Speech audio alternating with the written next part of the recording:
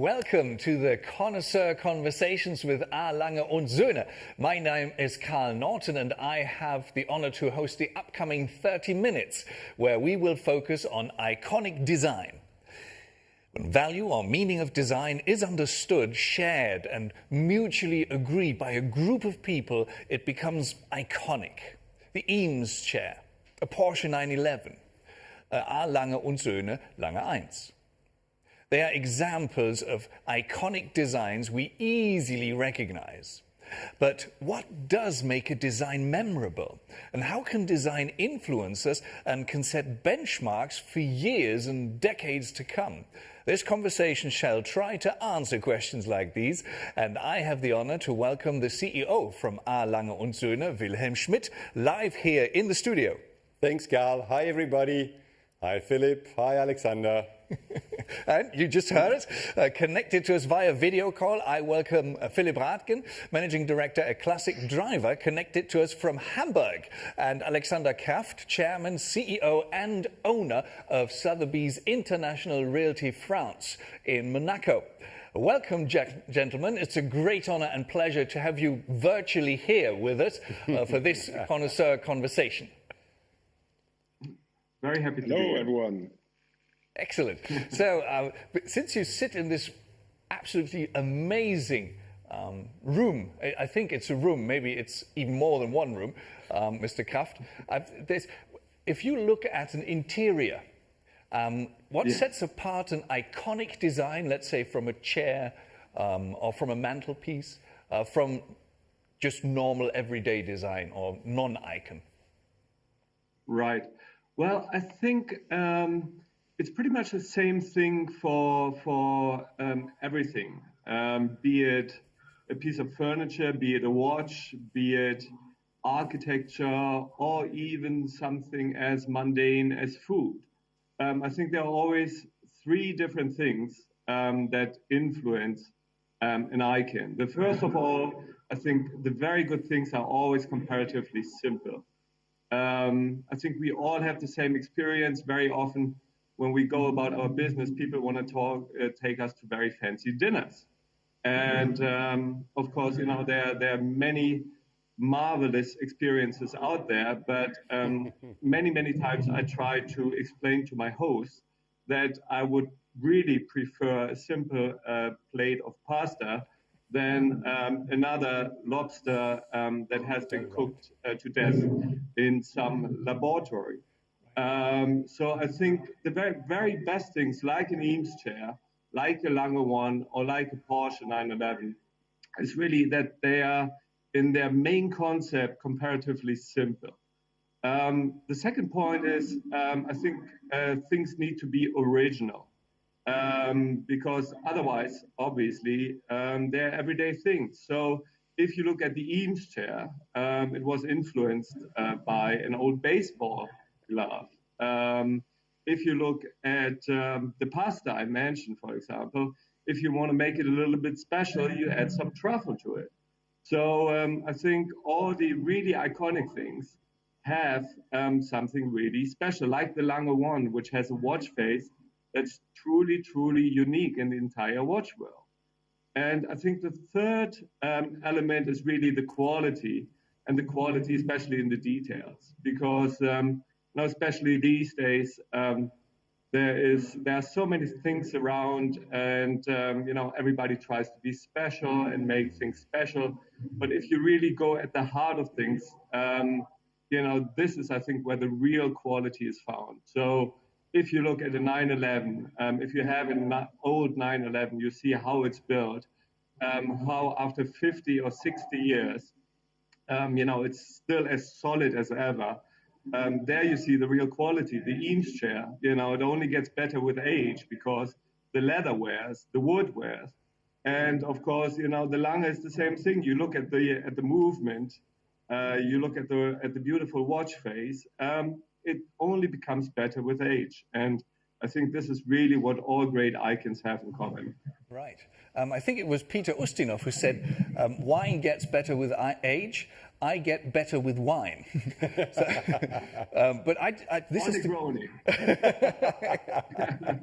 excellent. This is the great thing about the Connoisseur Conversations. You learn something every day. I never knew that the baseball glove and the Eames chair have this close connection. So thank you very much for enlightening me there. But you mentioned cars, and obviously, Mr. Radken, when it's about cars and you're in the conversation, I have to address you. Now, the rationale that Mr. Kraft just put together, does that apply to cars as well, entirely? To icons in cars? Definitely. I think one of the most important questions we need to ask is why is an object has become an icon? Because some people will like it. A larger group of people are so fascinated by it. And so we see this in the car world. We have the 911 mentioned many times already in this conversation, and we know that this has a big fan base, this car. And when FA Porsche designed the car, he just said, I want to have the most simple design ever. And this comes back, if you look at the interior, which is also iconic in a sense, it's just black, white and red and orange, because that's the colors you need to watch and to see. You need to see the ref counter, you need to see your speed, so that's the simplicity. Sometimes iconic design is very simple and delivers solutions to everyday problems, and I think that's one of the cores of iconic design. And if we look at cars from different countries, like if we look at the British design, and Wilhelm and I share this passion a little bit, that we are absolute into British cars.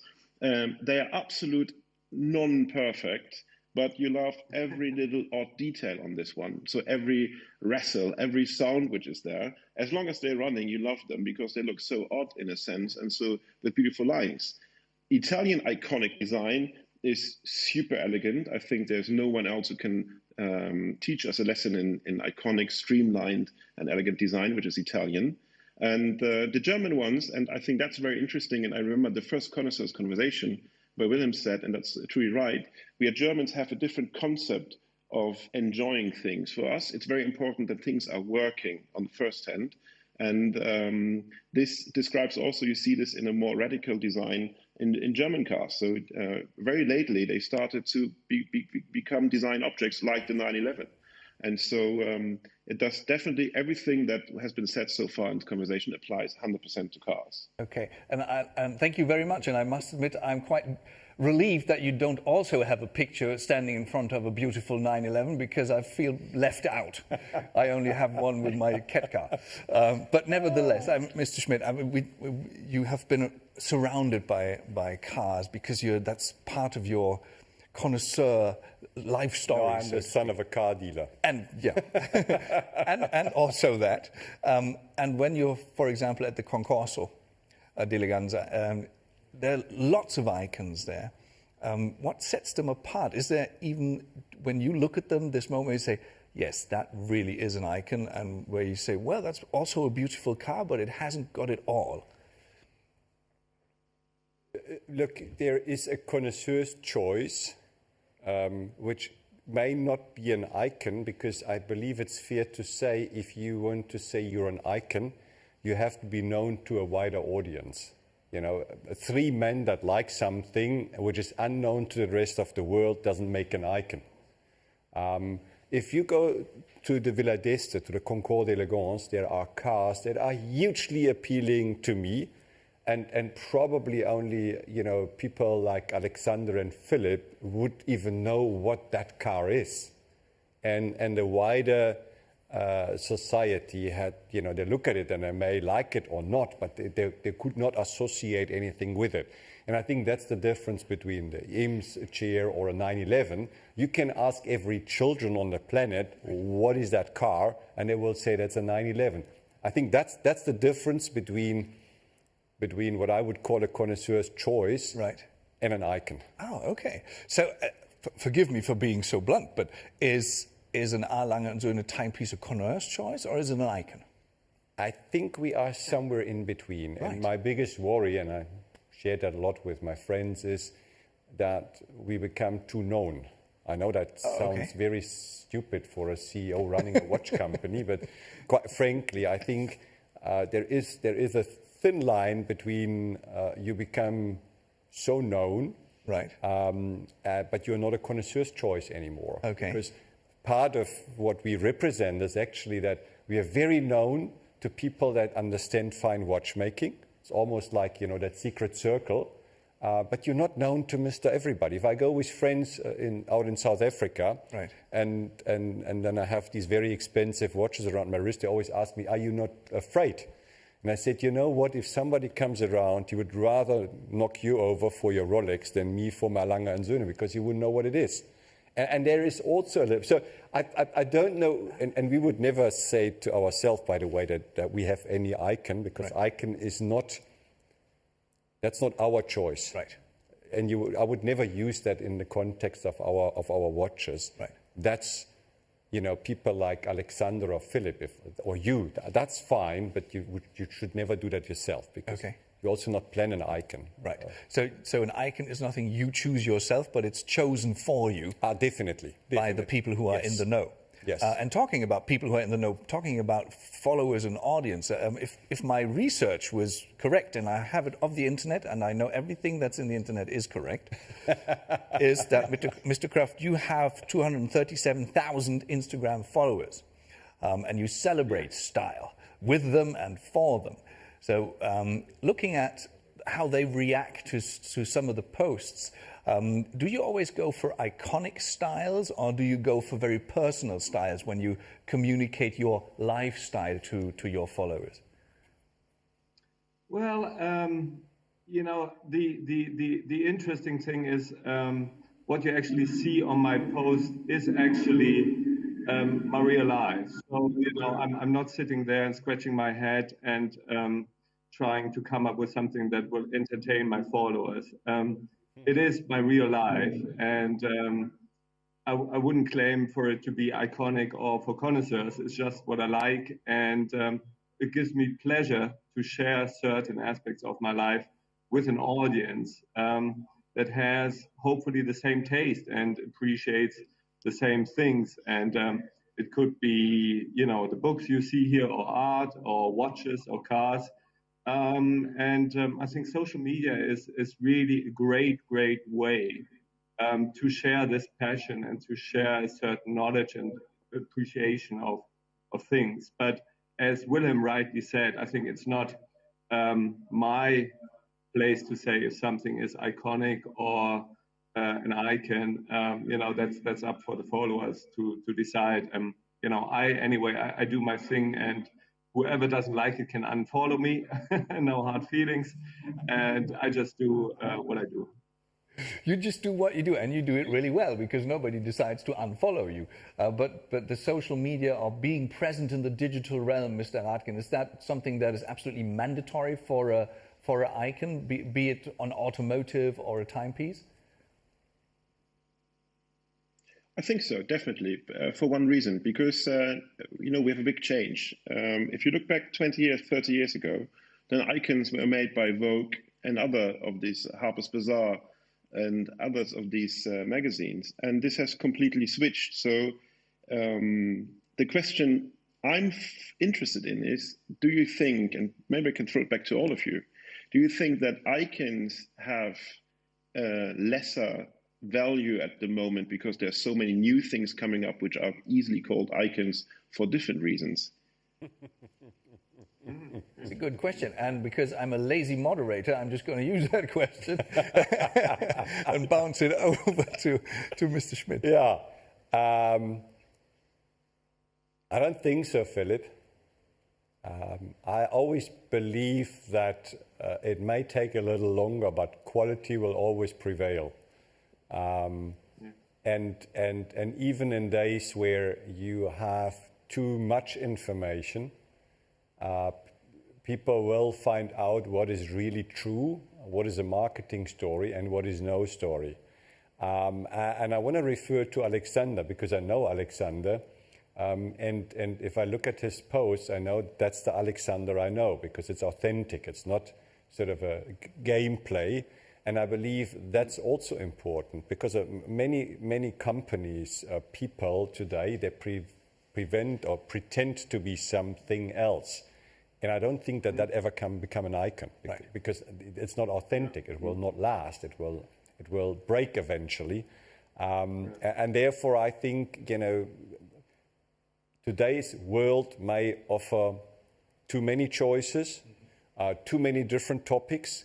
But as a human being, we also learned to upgrade our compass to then, get quicker through the jungle of not interested. Because that's what you also clearly see. Messages today, they have a longevity of 12 hours if they're not truly valid. Right.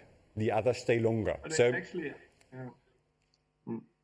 actually, I think it can even work the other way around, because if you look at certain things, they have such exposure on the social media, and there's a hype, and you see the same thing over and over again, especially in the watch world. I mean, I won't mention any brands, but they may rhyme or not with Schmolex or something like that. And that you see them, and I mean, you love them, but you get tired of seeing the same thing over and over again.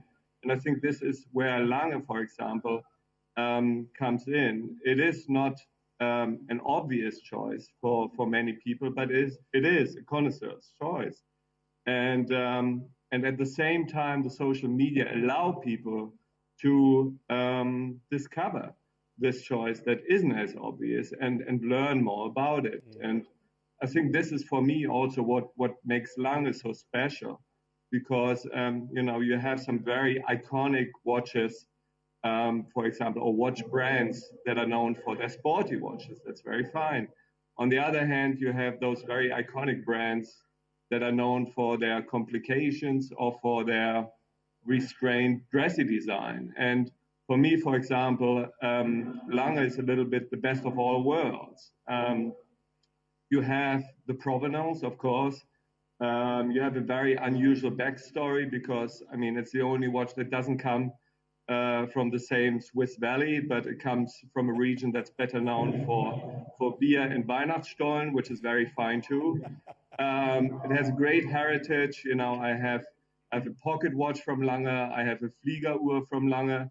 The Lange One, for example, is in this tradition. It's neither a sports watch, it's neither a dress watch, it's neither an overly complicated watch, but it has a little bit of everything. And I think this is what makes Lange so interesting, and also so interesting for a newer generation that may discover the brand and the models on the social media. Right, and also, yeah, please go ahead. If I just might jump in, I think, first of all, I agree with you, Wilhelm, on your answer of what will last and what will not last. And speaking about watches, and we have here the Connoisseur Conversations, so we should address also Lange. And I think, for me, the Zeitwerk is an icon personally, because I'm a big admirer of this watch, knowing how much work was spent to develop this kind of analog digital watch. And it was a new thing around there. So if you look at this, this will definitely become an icon of watchmaking, because it was a different concept of reading the time, of showing the time. And you have to really consider an icon as, we call this one the personal icon, which is referred to a connoisseur's choice, definitely.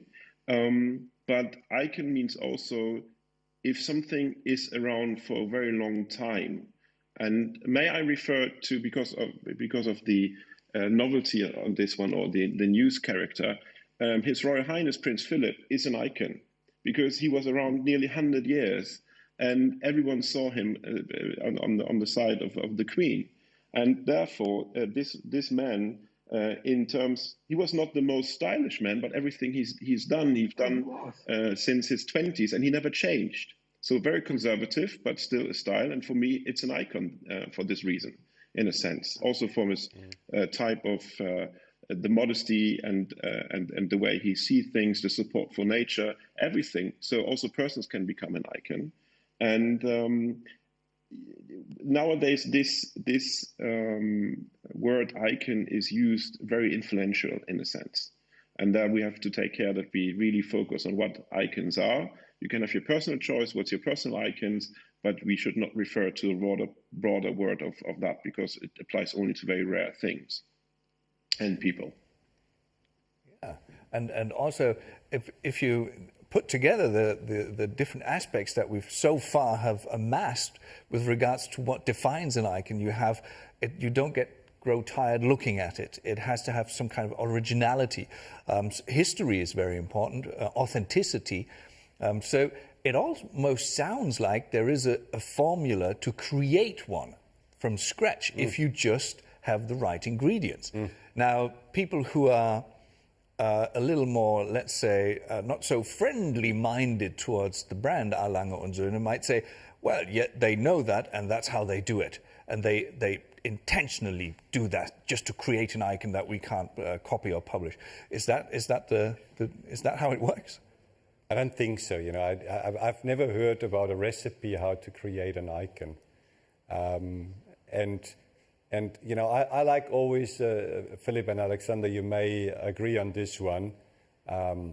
If you just copy something that had been around, you can make the finest copy. You can put that to another level of evolution.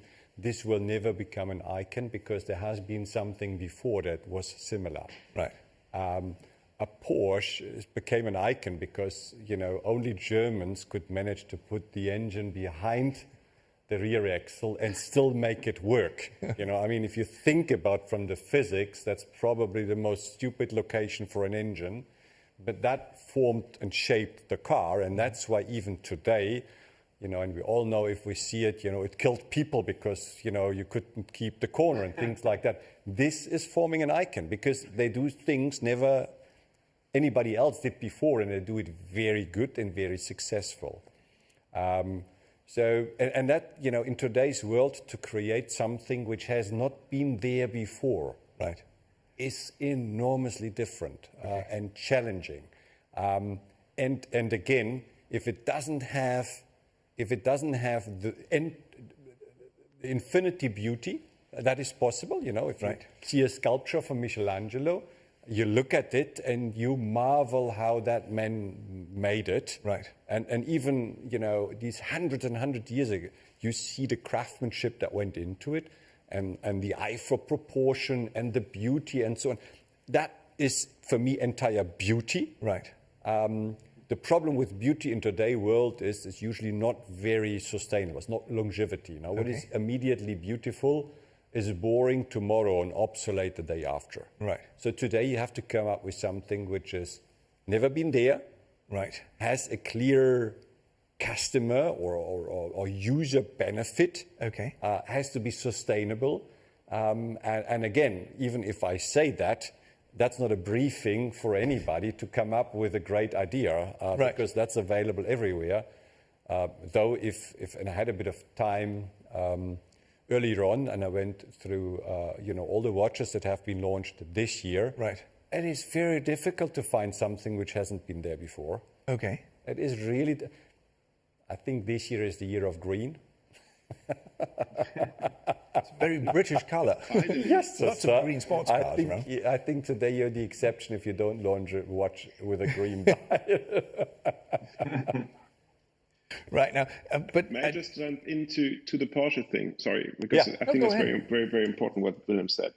2 weeks ago, I just went to see the delivery of the new 911 Cup car, which they're using for the Carrera Cup. Yeah. And I met Olaf Mantai, who is one of the Porsche legends in driving, and I had the chance to have a little chat with him. And he just saying, you know what?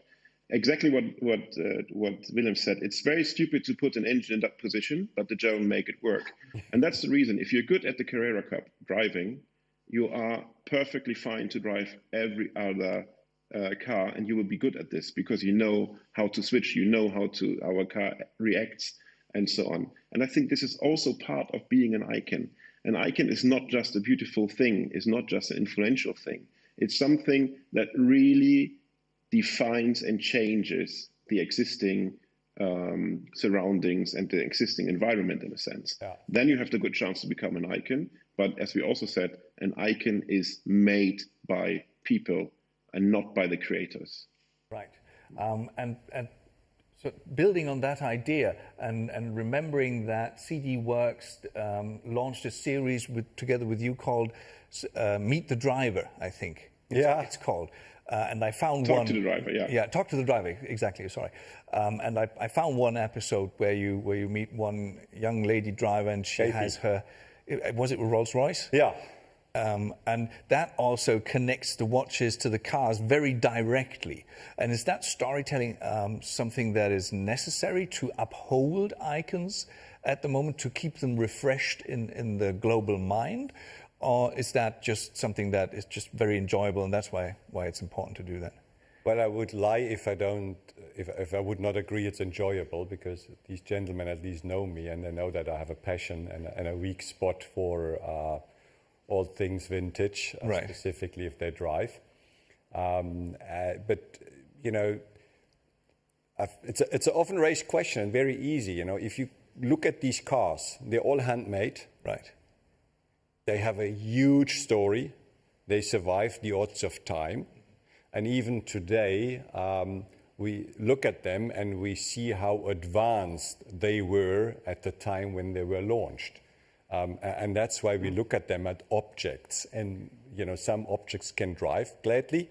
And that's how we perceive them. I would not call them iconic, but I think the big beauty on cars and watches for me is that you can drive and wear them. Right. You know, if you have a beautiful piece of painting, yes, you can invite your friends and it's on the wall, but try to wear that and run around with it would look rather stupid. So, you know, watches and cars have one thing which is great. You can share it with others. Okay. Easily. Sure. Which I think is something, that's why it's collecting of these things is such fun. Right. And again, I believe, because both of my friends here are collectors, a collector is a hunter. You know, you're never happy with what you have. What drives you is the next thing you want to get. Oh, I get it. Okay. So, but also what transpires is you don't have to have an icon in order to really love something and to enjoy it. That's just an added bonus. You just happen to enjoy that as well. I'll never forget, and that's 1990. I was working in England, in Swindon, and I went to Bewley, the auto jumble in Bewley. But at the time, I don't know whether it still exists today, was the biggest sort of auto gathering that you could find in the UK. And I met a gentleman who was driving a Bentley, a 3-liter Bentley, who was, you know, I mean, patina comes to mind. Some people would say, ooh la la la la, that needs a lot of TLC. Okay. But he said, the car is from my dad. Right. He bought it new. It's ever been in the family. And it will always be in the family. You know, that sets this object and this 3-liter Bentley apart from any other story. So again, if it comes to personal stuff, and sometimes it is, and maybe iconic is the wrong word for it, but there are objects that you are attached to, because despite the value of the object or the beauty of the object, there is an emotional link to it, which will set that object apart from any other object, may it be even the same car or the same watch or the same God knows what. Right. Absolutely. I think, you know, for example, it's to come back to our favorite car of us three, or one of the favorite cars, is the Porsche 911. I mean, once you are in a 911, you know immediately where you are. You have those counters in front of you. You are in probably the best car seat ever built. And, you know, there's no other car like that in the world. And I think it's the same with certain watches. I mean, for me, it's a Lange 1, you put it on the wrist, and there's simply no other watch that looks and feels the same. So, and I think this is one of the things that makes an icon. They have to be unique, but they have to be also very timeless. And we were talking about the experiences of drivers, for example. if you put somebody who fancies himself to be a good driver in a first generation Porsche Turbo, in an Ur-Turbo, and you let him go around the track a couple of times to quickly see if he's really a good driver, or if he's, going to be a widowmaker very soon. So, and, I think the same applies to all those icons. They stand the test of time. And at the end of the day, only the truly exceptional things will be a real icon. So true, Alexander. And once again, we get so engulfed in conversation, and it's very enjoyable, although you know each other much better than I do. I'm almost like the innocent bystander. But before we end this conversation, I'd like to invite the three of you to play a very quick and almost ancient game. It used to be, if you had to retreat to a lonely island, which things would you take with you? Now, I'd like to rephrase that very quickly and make it more modern. Because of some unusual pandemic, you had to retreat to your favorite home, and you could only take your three most liked icons with you. Which three would that be? We may start with Mr. Radken because he's on the top screen here. That's a very good question. That would be, I think for me, it's a question like which child of mine would be the one I love the most if I have more than one. I think I would take with me definitely my iPad, considering that this is the best entertainment and connection to the outside world nowadays. If I'm in lockdown and quarantine, I would have to have a full fridge of good food and a full cellar of good drinks. And then I'm quite happy, to be honest. Okay. So they're very broad icons, so to speak, but I'm glad Apple made it into it. Yes. Of course, this had nothing to do with any kind of advert, I have to say that. It's just advertently that this was brought up. So, Mr. Kraft, what about you? Any icons apart from food and drink? Maybe some specific food and drink? Yes, well, first of all, it would be one of my favorite books because being on that island, I could reread it again and again and again without having to worry about 3G reception on the iPad. So I'd rather have a novel of Evelyn Waugh or P.G. Wodehouse to entertain myself. And with that novel, I usually need two things. I need a good drink and I need a cigar. And so I would need a rather well-stocked bar and a rather big humidor, I think, to accompany me. And if I may add the third or fourth thing, I mean, a good watch, something to play with, even if it's absolutely useless. But, you may want to know when the sunset is on your island, and then the watch comes in pretty handy. Right, okay, so that's what happens when you speak with connoisseurs. You tell them, please pick three things, and they say, of course, I'll pick four. So thank you very much for that. That's great. I enjoyed that very much. Would you like to add? And just a prerequisite, we talk about objects. Otherwise, my choice is easy. It's Yvonne, Louisa, and Tim, and I'm done with my three topics. So, and I would have entertainment 24/7. So object. I would take one of the cars that still needs a bit of work. Okay. Because I know there is, if you have all the time on hands, then this is very enjoyable because at least you see what you did. Okay. I would go for an iPhone because I probably need a bit of advice on how to repair it. Okay. So I need people to call that are better in it than I and order spare parts and all that. I don't smoke, Alexander, but I can't live without a good glass of red wine. So probably a few drinks in the cellar is the one thing that the three of us need to have in common to survive a proper quarantine in pandemic times. So that is the most iconic flat share that I ever came across. So it sounds like you really share one island, and you just take different sides, and then you go to the bookstore, and So great, but it was even more fun to have you with us. It would have been really great to have you here in the flesh, obviously, but this was the second best thing to do, to talk about icons and to really have an enjoyable conversation. And I'd like to say thank you very much to the two of you for taking the time and, of course, enjoying it. with a good drink, always good idea. And of course, I say thank you to you for once again sharing your passion. Absolute. Alexander, Philip, take good care. Stay healthy, stay sane. I can't wait seeing you again. And then we'll have at least a drink together quickly and some good food. Let the good times roll. Thank you very much. Definitely. Always good to see you. Take care. Ciao, Thank you very ciao. much for Bye, having everybody. us. Goodbye, gentlemen. Have a great day.